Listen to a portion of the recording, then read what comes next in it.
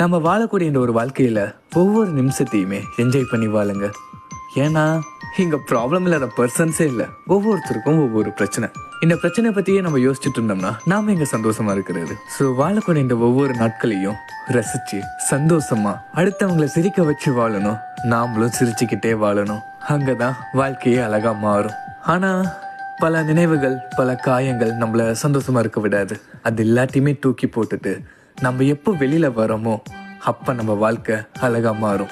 சின்ன சின்ன விஷயத்துல கூட நிறைய சந்தோஷங்கள் கிடைக்கும். சின்ன சின்ன விஷயத்துல கூட நிறைய அழகு இருக்கு. ஆனா நாம தான் புரிஞ்சுக்கிறது கிடையாது. நம்ம வாழக்கூடிய வாழ்க்கைய ஒரு ரோபோட்டிக் வாழ்க்கையா வாழ்ந்துட்டு இருக்கோம். நம்ம லைஃப்ல நடந்த பிரச்சனைகளையே யோசிச்சுட்டு இருந்தோம்னா நாம இப்ப சந்தோஷமா இருக்கிறது எல்லாத்தையுமே தூக்கி எரிஞ்சிட்டு சந்தோஷமா இருங்க.